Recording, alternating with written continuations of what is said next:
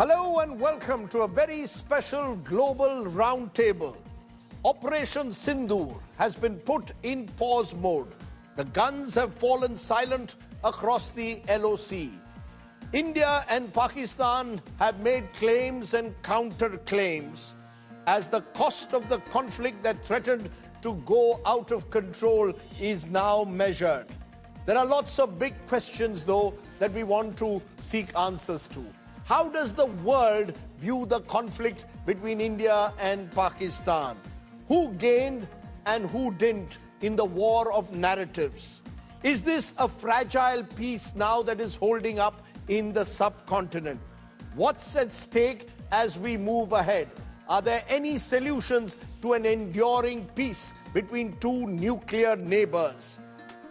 The Global Roundtable will explore all this and much more.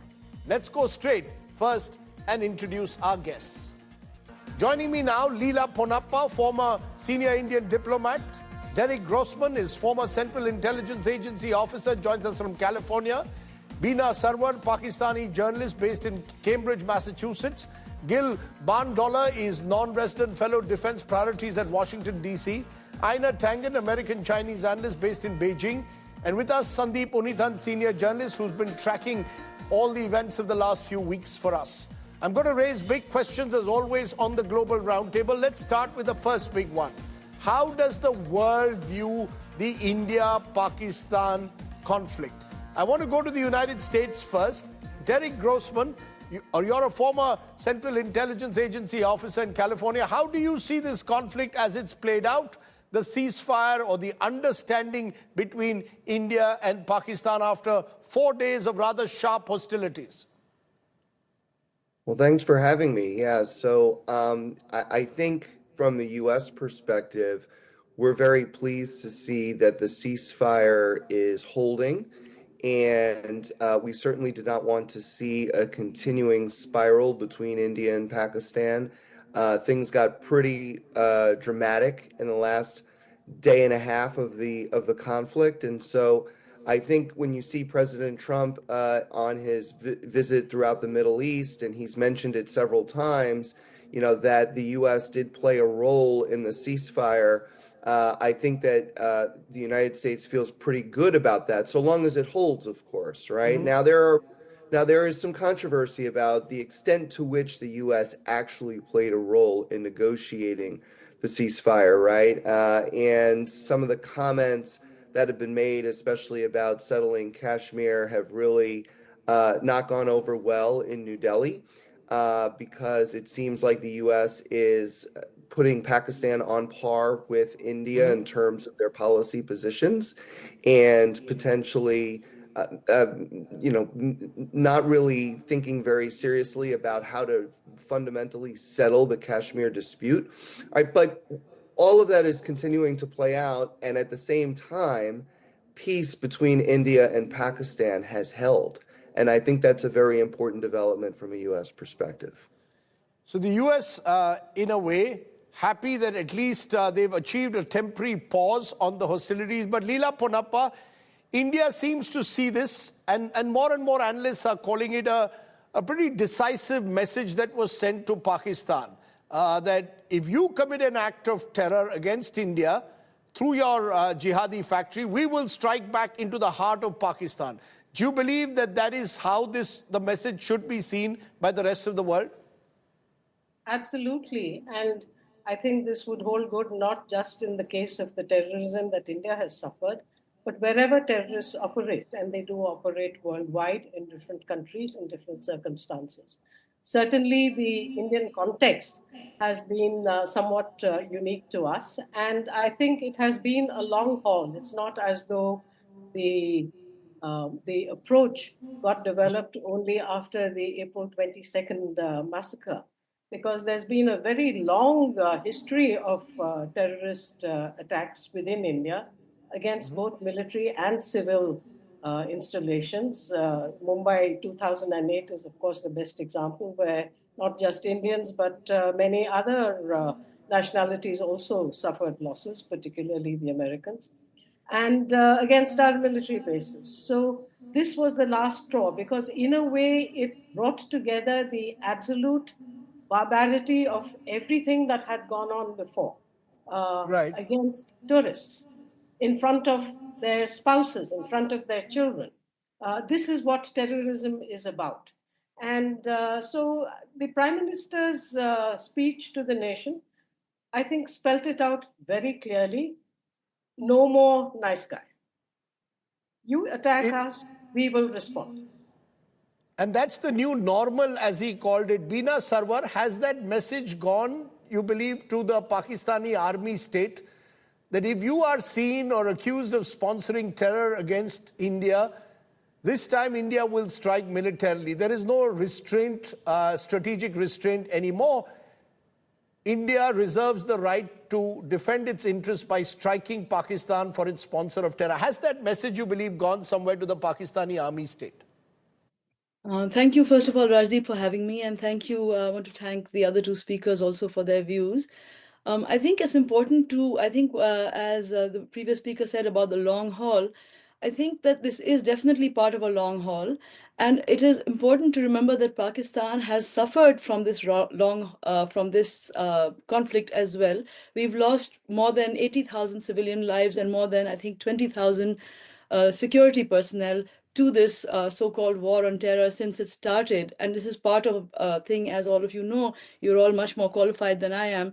It's been going on since the first Afghan war, since the US and the Saudi governments and the Pakistani government together supported, conditioned, trained people, men, armed men, to fight the Soviets in Afghanistan. And the trajectory of that is what we are seeing. It's a long trajectory. And as Hillary Clinton once said, that when you feed a snake in your backyard, it will come back to bite you. So that snake has come back to bite Pakistan pretty hard as well. And of course, India. But if I may stop you for a moment, it's in this instance, it's bitten over the years, it's bitten India. It's one thing to say we are a victim of terror, as Pakistan says. Yes. But the truth of the matter is that there have been Pakistan-based organizations, the Lashkar, the Jaish, sponsored by the Pakistan Army, Bina, which have targeted India. Absolutely. There are repeated instances. Of course, and that is absolutely correct, and it is true. In this case, however, I think that, people said that, oh, India didn't have a choice, except what else could India do? Rajdeep, I believe there's always a choice. It is a choice whether you choose to go for dialogue or whether you choose to strike hard the way that India did, which led to an escalation. And yes, of course, the message has gone to Pakistan, but these are two nuclear armed nations. We cannot forget that they have nuclear arms, and it is going to be disastrous if you choose to go that route rather than dialogue or find a way. Like, terrorism doesn't just come out of the blue, and terrorism is about optics. And I don't like using the word terrorism as such, because as you know, one person's terrorist is another person's hero. And when there were civilians were hit in Pakistan, Masood Azhar, the Lashkar, his 10 members of his family were killed. Now you can say that he's a terrorist and he's done this and he's done that, but his daughter, his son-in-law, grandchildren, and other members, 10 members of his family were killed in that airstrike. So, I mean, this is a downward spiral. Violence only begets violence. I don't think that's a way forward. You're saying it's not a way forward, but Gil Bandala, to pick up a couple of points that were made from our Pakistani guests. First of all, does the world believe that India has called Pakistan's nuclear bluff in a way? These are two nuclear neighbors, as was mentioned, but that nuclear deterrent cannot become a reason to try and bleed India with these terror operations. Do you believe that the world recognizes that and is willing to make a distinction between victims and perpetrators of terror? Yeah, I think so. I mean, I think that obviously the world, and Derek kind of alluded to this, breathes a sigh of relief anytime any kind of shooting war between or eruption between two nuclear powers comes to an end. And we've seen that increasingly. The beginning of the Ukraine war, there were real fears that the Russians would go nuclear on the battlefield for a few months there anyway. So I think it's always this delicate dance, and India, I think, ultimately does have escalation dominance over the Pakistanis. The Pakistanis have a nuclear arsenal as a hedge against India. So I think the Indians are in the driver's seat there in terms of, it's a much bigger country, much larger economy, much larger military, arguably a better military. So I think the Indians, I think India can be very can be judicious in terms of how it applies military force and when it backs off and when it's willing to take, its pound of flesh. I got Tangan, from a Chinese perspective, from a Beijing perspective where you are, how is this conflict being seen? How is the ceasefire being viewed? All right, first, let me correct something you said. I'm not half Chinese, I'm half Korean. I'm an American citizen. I was born in Washington, D.C. So putting that aside, what I see in China is that they're relieved that Pakistan and India have come to some sort of understanding. They're not interested in any kind of conflict, especially on their borders. So at this point, they're very happy if it can be settled. But the question is, how can it be settled? From Beijing's point of view, they'd like to see a real settlement, something that puts this kind of bloodshed in the past. No one is supporting any terrorist who did these incredibly terrible things. Slaughtering civilians does not, I'm sorry, as opposed to my colleague, it does not make you a hero. And if you think somebody's a hero because they slaughtered innocent people, I think you need to re-examine your values. So from that perspective, everybody condemns in Beijing and China the killing of tourists. That's not an issue. The issue is, how do you bring peace? Now, what is a little bit troubling in Beijing is the fact that there has been no investigation. There have been allegations that this has been supported by the Pakistani government. There would be a very, very different reaction if, in fact, it was shown that the military government or civilian government or whatever was officially behind this. But we haven't had that shown. What we have is had allegations. The second part is that China needs really to figure out what they, how they want to respond to this. It's not a situation where they can go forward with either side. And they're wondering why these two groups have not gone back to the SCO. I mean, this is the main issue for SCO, and both countries are part of it. They should be going back to that entity and saying, we demand, all right, India should be going there and say, we demand accountability. If this organization has any kind of legitimacy, it has to go forward and it has to make an investigation and it has to make a determination as to what happened. And if, Pakistan is fine. You see, effectively what you're saying is that India must take its case to the world bodies like the SCO. But Sandeep Unithan, the fact of the matter is India has now for the longest time said that, look, we do not trust the Pakistani state anymore because we've tried in the past to have a dialogue and it's never worked. In fact, we even reached out to Pakistan after the Pathankot attack in 2016, allowed the ISI to actually come to this country and even get involved in the investigation, and then realized that we were getting nowhere. Eventually, we had Uri. Pakistan has betrayed us time and again. Do you therefore believe that a new line in the sand has been drawn by Operation Sindoor? And in that sense, that's the big achievement of the Modi government this time. Absolutely, Rajiv. Firstly, thank you for having me on your show.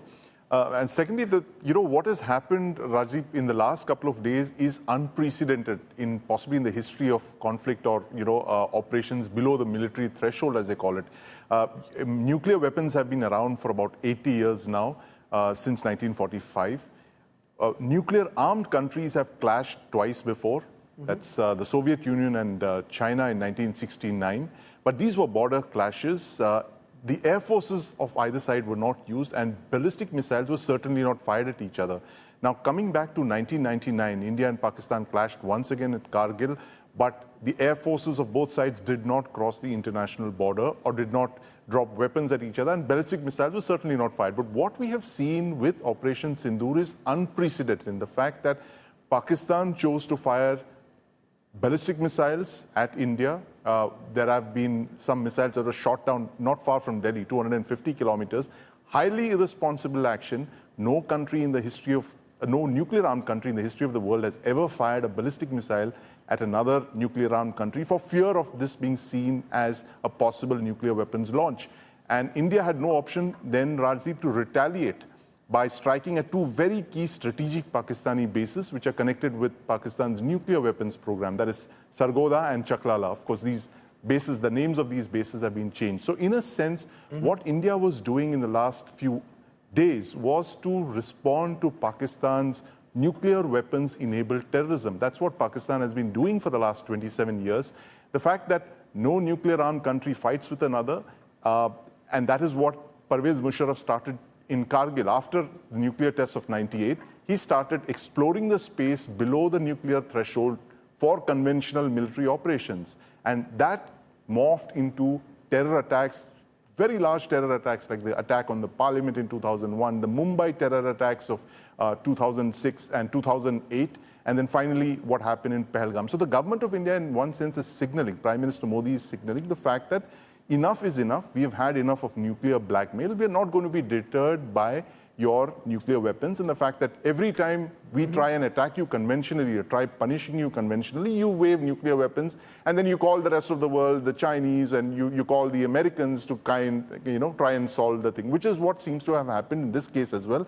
When India struck at those bases, it's quite likely that Pakistan went running to the US and asked for a halt to the hostilities because it saw the kind of damage that was inflicted upon Pakistani bases and installations in that 1 hour or so series of attacks by the Indian Air Force on the 10th of May. So very unprecedented level of signaling, and Prime Minister Modi has actually pushed up the escalation ladder, and he's kind of said, look, we are not going to be like what previous prime ministers have had to go through.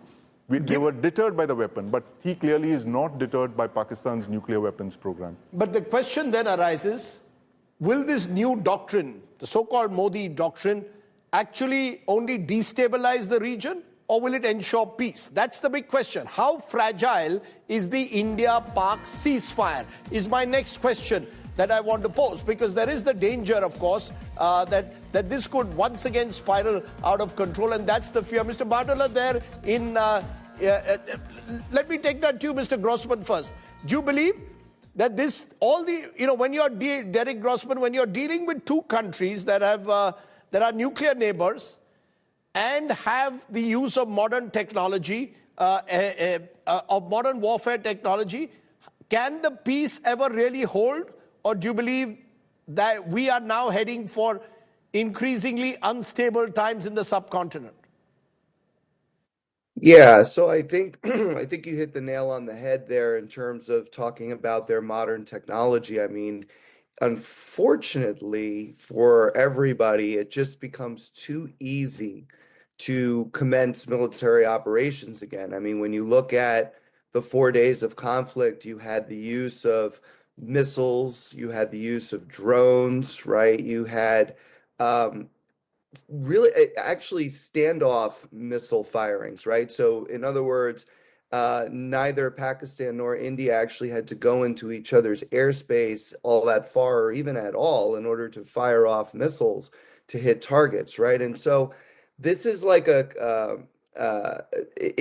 because it's so easy, it makes it more likely, that military operations commence again. But on the other hand, and I think a very important factor here is that we've seen a battle of narratives take place between Pakistan and India, right? Who won the war? And that's played out predominantly on social media, but elsewhere as well.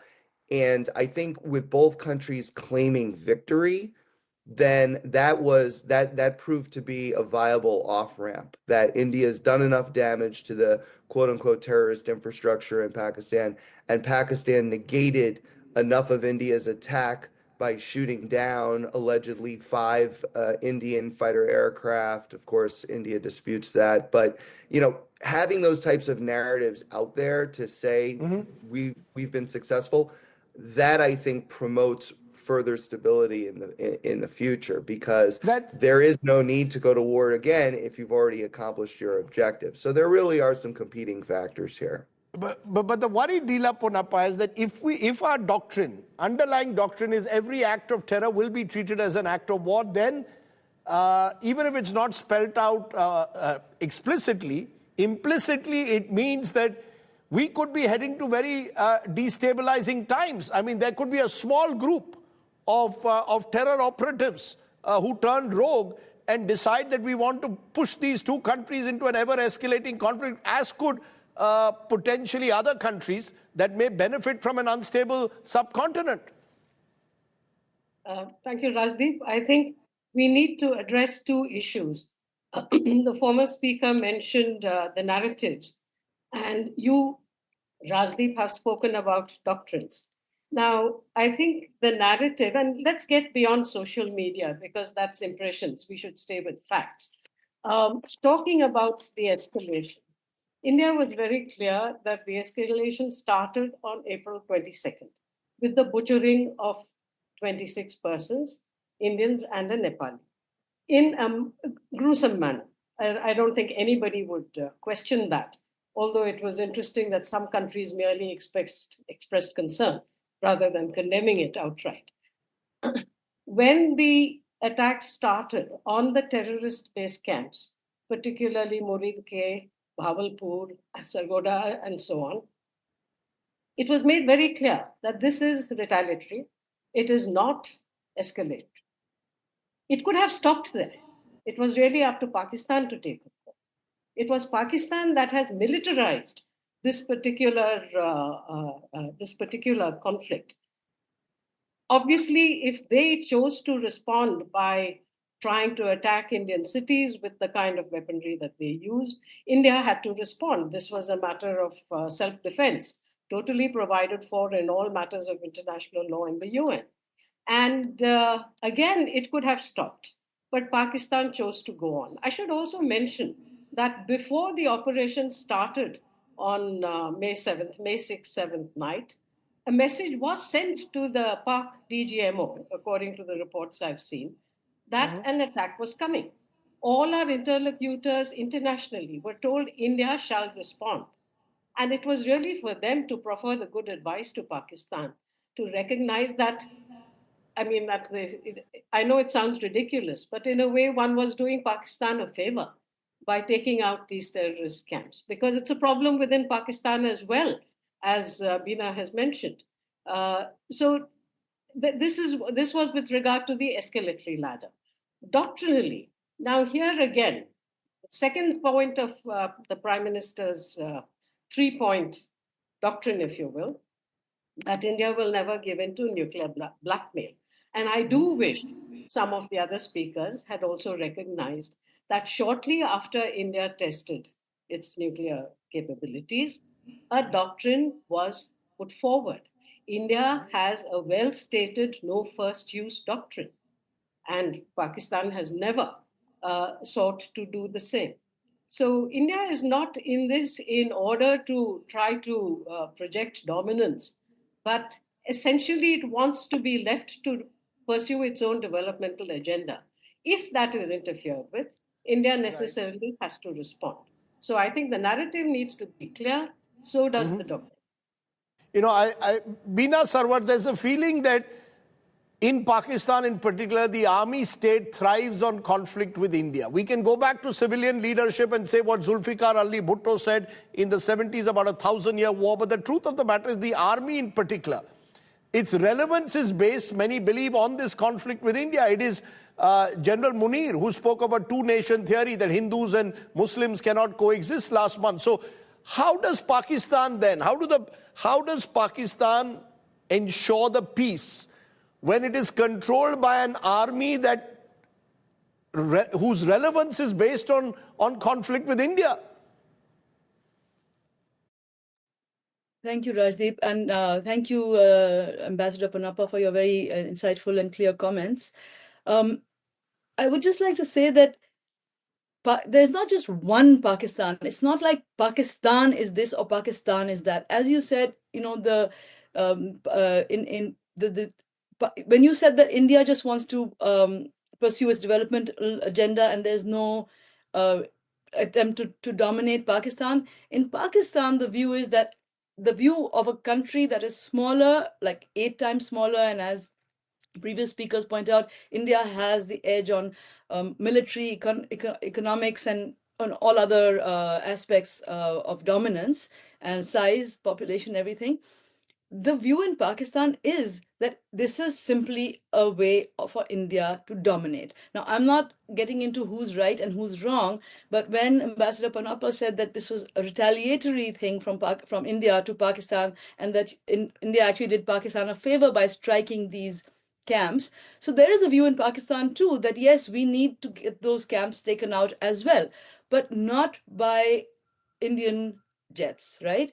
And also the fact that so many civilians were hit. Who believes that? May I again? Who in Pakistan says that the terror camp should be taken away? I mean, is there a view in Pakistan that a Masood Azhar or a Hafiz Saeed are not religious clerics? They are terrorists. No. They are designated terrorists. Is there an acknowledgement in Pakistan, the point you made earlier also, that we have allowed these snakes to grow in our backyard and they've come to bite us? Or is it okay when they bite someone in Afghanistan but not okay? It's not okay. It's okay when they bite someone in India but not okay when they do it to people within Pakistan. Right. So obviously there is a section, there's clearly some people who believe that it's okay when they hit outside Pakistan. Those are the good quote unquote Taliban. And then the ones who hit inside Pakistan are the quote unquote bad Taliban. So obviously there is a section that believes that, but I think by and large, and to go back to your point about social media and media, yes, social media and media are not the actual reflections of reality. They are what Nobel laureate journalist Maria Ressa in the Philippines calls astroturf, fake grass. So that maybe the things that we hear from media and social media, it makes it seem as if everybody is just baying for blood and everybody in Pakistan just wants the destruction of India. And that is not true. And when you say who in Pakistan, there are many, many, many people, Rajdeep, and you should know better. You know many of them. You know many of us. About the army state. Been fighting this. I take your point, but what about the army state? I made the point that is the army state's relevance based on hostility towards India? So here's the thing. I think that part of it might be, but I do remember a green book coming out some years ago in which they said very clearly that our enemy is not India, but these homegrown so-called terrorists. And I'm just using the word so-called because I think that any act of terror, as we've talked about, is absolutely and utterly condemnable, and no targeted killing of innocent civilians can be condoned or supported at all. But so there is definitely a view in Pakistan that is against that. So it's confused, and I think as previous speakers have pointed out, as the much bigger power by many times, I think that it's time for both sides to stop this blame game, to say that, well, we only retaliated and you did this. As the previous speaker pointed out, there has been no investigation. We don't know who did it. There are allegations, and even if those allegations are correct, the strikes did not take out the people who did those things. Those men who killed those innocents, the Indians and the Nepali. Those people were not harmed. They've gone off. So who are you hitting? You coming back with jets against something that happened in one corner by 6 armed men, and you're coming back with jets, and then you're saying this was just retaliatory, and then when Pakistan retaliates, you say that this is should not have responded. But that's not the view. I believe that Pakistan should not have responded, but I am not the one making the policy decisions. When you have, Rajdeep, honestly, I think it's about ego. And it's about blame game. You did this, I did this, and it just goes tit for tat, back and forth, on and on. But it's also, I'm not, this is not a program meant only at park bashing, but from an Indian perspective, I think it's very clear that we've been bled for more than 30 years by this kind of low cost, but terrorism, low cost for Pakistan, but high cost in terms of lives lost. And I can go back to the early 90s. I grew up in Mumbai as a journalist, and I saw 93 Mumbai blast. So we can go on to I don't want to just make it about the blame game. I'm trying to understand, though, the war of narratives. And that's the question I want to pose to you, Sandeep. The war of narratives. Who do you believe has won the war of narratives? You're hearing broadly what the Pakistanis are saying, that, we want an investigation into Pahalgam. You can't, without an investigation, come and blame us. You can't target our bases in the manner that you did. You're the one, who sort of responded disproportionately. How do you respond, Sandeep? Who's won the war of narratives, and is that really one of the wars that had to be won? Well, absolutely, Rajdeep. I think about the victor of the conflict, this short 4-day conflict, there can be no doubt it was India that came out on top. The kind of damage that had been inflicted on the Pakistan military, Rajdeep, as you mentioned, that for decades Pakistan had pursued this terrorism as a low-cost option, and this Operation Sindoor was just a way of raising the cost for the Pakistan military.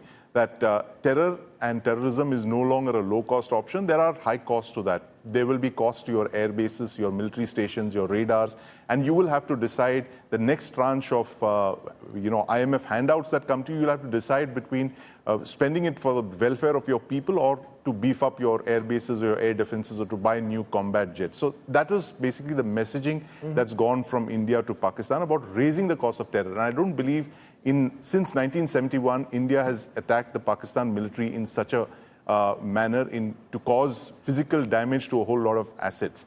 Now, about the narratives, the global narratives, of course, there was a bit of surprise, consternation at the way certain countries behaved the way they did. You had a NATO member country sending a warship to Pakistan as a sign of support. That's Turkey. The response from a lot of other groupings that India was part of, the BRICS countries, there's a lot of surprise in Delhi about the kind of silence that many of these countries, they chose not to speak out in favor of India. And I think it was just Israel that came out very strongly defending India's right to self-defense. That's what the Israeli ambassador said. Apart from that, there was no other very strong response from any of our partners, our friendly neighbors, any of those countries. And no one came out in, all guns blazing in support of India or even, demonstrating. But the fact is that, Rajiv, this is our battle to fight. And if you want a seat at the global high table, you have to fight your own battles. And finally, that's what I guess one of the criteria for being a permanent member of the UN Security Council is that you have to fight your own battles. It's interesting you put that, because linked to that was my next question, which was the role of China, for example. Aina Tangen, you said China was keen that this conflict end, but there's a view in this country that China has been goading and pushing Pakistan into conflict, arming Pakistan, and China has made it more than clear on more than one occasion that they are all-weather allies of Pakistan. Now, here is a country which time and again, even in the past when we've given proof through dossiers about the involvement of Pakistan-based terrorists, China has blocked them being called designated terrorists in the United Nations. So is China truly a neutral player in this conflict, or is China actually the hidden hand behind Pakistan? Or are we listening to the pious propaganda of politicians? I mean, quite frankly, this idea that India is always in the right and everyone else is in the wrong, I think that's something you need to reflect on. In terms of China's position, it couldn't be more clear. The SCO, everything that they've done has been anti any kind of terrorism. This is not something that's up for question. Quite frankly, I'm surprised that no one's discussing the U.S. role in this. You said earlier that No, I'll come to the U.S. role. I'll come to the U.S. role. Let's focus on the Chinese role. The fact is, when I look at the reports in Global Times, they were virtually sort of cheering the Pakistanis on. No, they weren't. What they were talking about is the asymmetrical nature of the actual warfare, the fact that Chinese military equipment worked better than the U.S. military equipment, or the assemblage of military equipment from the Indian side. That's nationalistic. I don't agree with it, but that was what they were expressing. Right now, the U.S. is trying to contain China, so any area where China can show that it has the ability to fight back is very important to them as a people. So this issue with Pakistan has to end. I mean, what is the point of having more needless bloodshed before you sit down at the negotiating table and figure things out? We see this in Ukraine, and we see it around the world. Where is the leadership on this? China is trying to push both countries to come to some sort of resolution that is acceptable It is not in China's interest to have India in any kind of distress, nor are they interested in trying to take sides against Pakistan.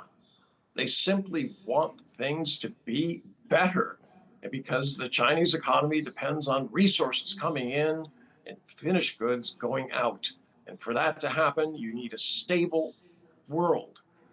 U.S. doesn't believe that, but for China, it does. Leela Ponappa, should we take Mr. Tangen's views at face value? He's saying these are it's pious propaganda that India is pushing when, or even suggesting that that China in some way is backing Pakistan. I mean, isn't the evidence on the ground strong enough to believe that China is no friend of India when it comes to an India-Pakistan conflict?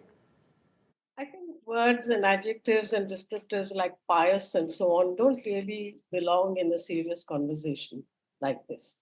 And I think we should stay with the facts. Rajdeep, you mentioned how China has regularly opposed the listing of known terrorists in the UN's sanction committee because Pakistan did not want those names included. How would China explain that? Is that being pious in terms of wanting peace? I don't think so. And I would also like to go back to, if I may, other than China, go to some of the earlier points with regard to the fact that an attack on a terrorist encampment is equated with a military operation. Now, because of the nature of the Pakistan state, where for a variety of their own reasons, it is the army that has been the dominant player ever since Pakistan was created, the equation of terrorism with the army really has come full circle. And this was the third point that was enunciated by the Prime Minister. You see, within the United Nations, when they look at terrorism, the assumption is that these are non-state actors. But we know from our experience with Mumbai and other instances... Why, but at the point that Sandeep also made, why aren't more countries in the world speaking out, saying India has the right to self-defense, that these distinctions between state and non-state actors cannot exist in the 21st century, that if you spawn terror, you will have to face some punitive action? Why didn't more countries in the world speak out more strongly for India? I believe that at some of the closed-door meetings of the UN Security Council, even of the OIC, people did speak up, because I think Indian diplomacy was extremely active in getting the facts across to all our interlocutors.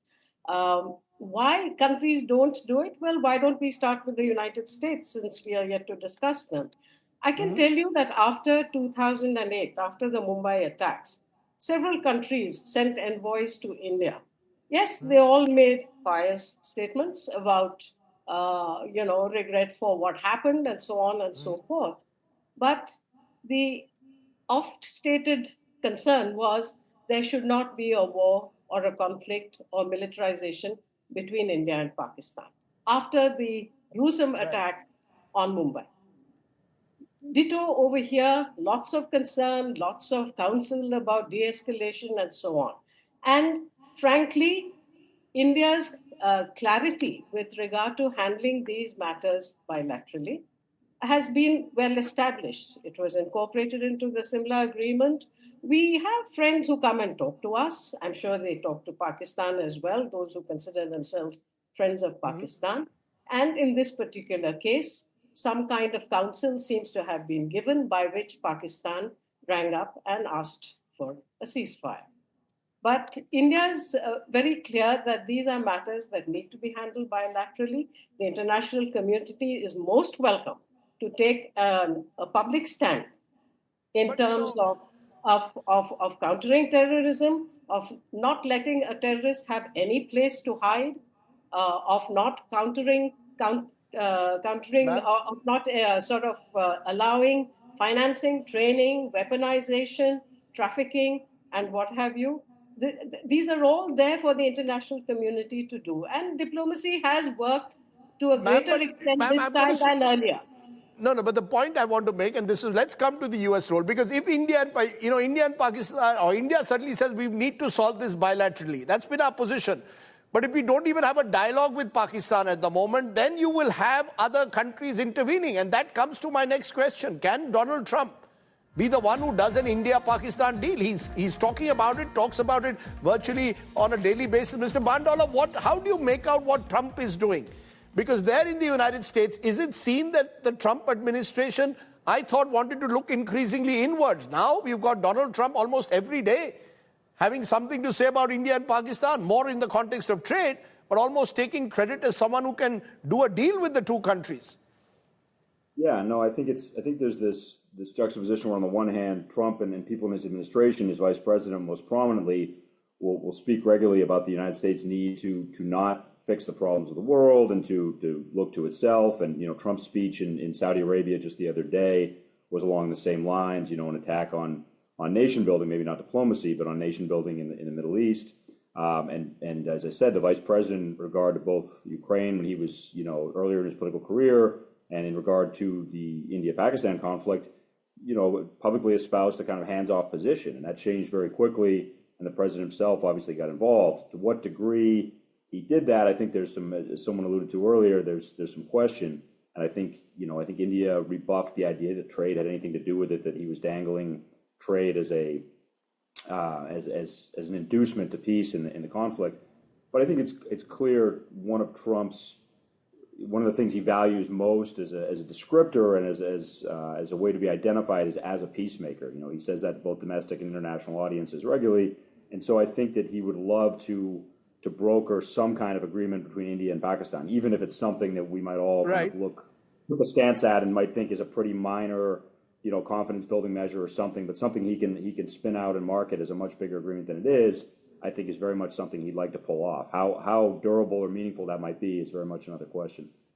Derek Grossman, do you believe that Trump is serious when he says he wants to do a deal, or is this Trump just positioning himself ahead of doing trade deals with both India and Pakistan?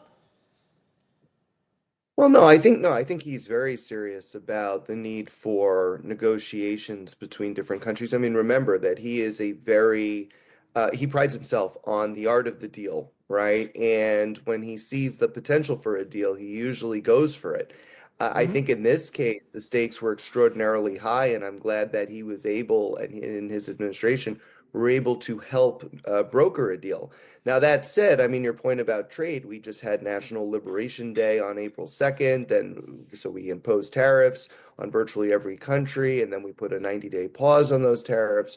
I do think that there is a factor here that cannot be ignored, which is he wants better trade deals with both India and Pakistan. So that's why he's brought up that issue recently.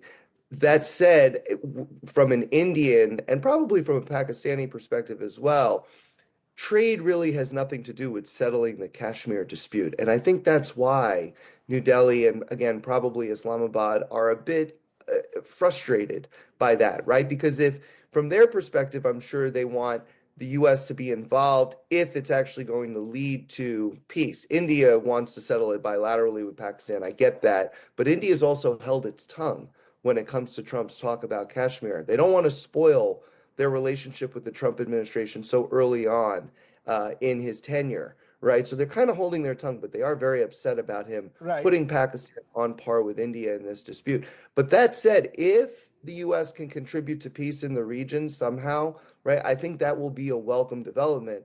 But linking it to trade, I think, is problematic because it sort of trivializes the intricacies of the Kashmir dispute and trying to actually get to a lasting solution there.